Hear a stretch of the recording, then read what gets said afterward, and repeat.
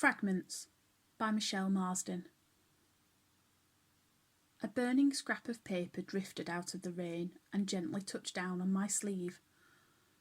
The movement caught my eye, and I patted down the paper with my gloved right hand to avoid it singeing the material. Don't be mistaken, it wasn't an expensive coat, but it was the kind of coat that was likely to spontaneously combust in an electrical storm. I lifted my hand, and the paper remained stuck to the glove, revealing the charred print on its underside. Visible across the middle were 3 large red letters: A.S.S.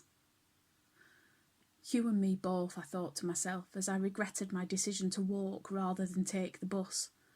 I had thought a walk along the leaf-strewn streets would help me appreciate the season, with its coppery hues, but that was before it started raining. Now I was just cold and damp. Continuing along Medway Street, I looked again and realised there were more words, in smaller, official-looking font.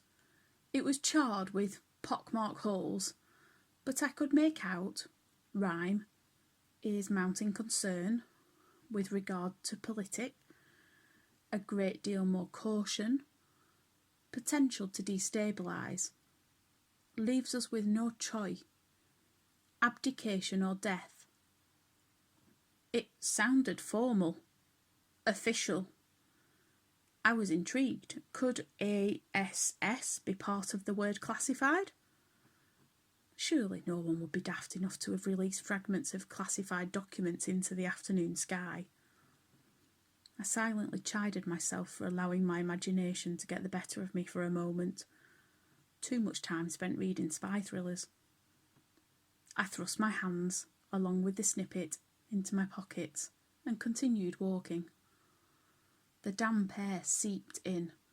I could feel the chill creep along my fingers.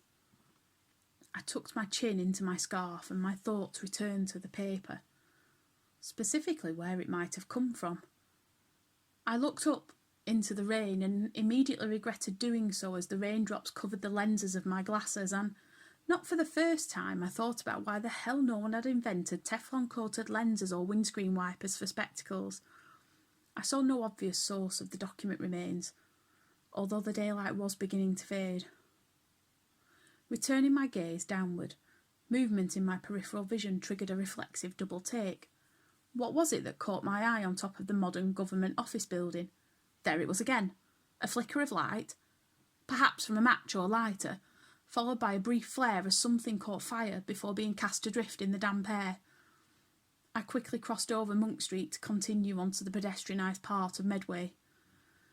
I looked up again, trying to track the burning light, but the drizzle on my glasses was a hindrance. I noted more new flickers and flares up high. I spied something then, pale grey, no longer a light, fluttering down to earth like a smoky butterfly. I hustled along the pedestrianised area and waited for the confetti to land. Saw it touch down on the wall of a planted bed. No longer burning, its fire extinguished by the rain. I collected it. It appeared similar to the fragment I had unwittingly caught earlier. Seeking shelter in a doorway, I removed the first piece from my pocket. The black font style and size matched, but the big red letters were missing from the new piece. Instead, the second piece had big grey letters with spaces in between. P.S.E. The only time I had heard PSE used was those cringeworthy lessons at school talking about feelings, emotions, relationships, and worse, the dangers of unprotected sex. Thankfully, our class had been spared the grim reality of seeing our boring middle-aged history teacher attempt to apply a condom to a cucumber by a timely fire alarm. I tried to read the smaller, darker font. Fewer words were discernible. Corgi, matters about, the present time, regrettably.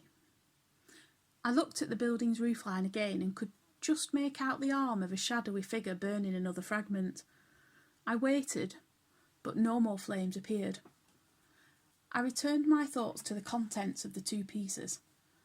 I knew of 3 things to do with the word corgi: the dog breed, that the Queen was a fan of the breed, and that there used to be corgi gas engineers. Could the document be referring to the Queen? After all, it did mention abdication.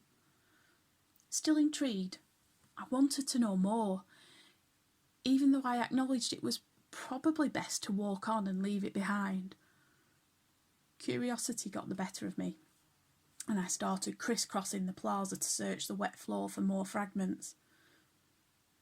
I found only another 3 pieces.